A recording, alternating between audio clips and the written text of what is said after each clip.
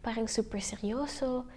Pero nagjo-joke po yun ng kung ano-anong jokes.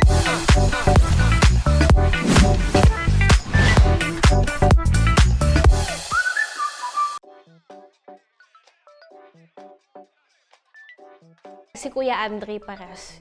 Siyempre, anak po ni Tito Benji, talagang komedyante po, di ba? Yung humor niya po parang yung humor sa The Office na TV show.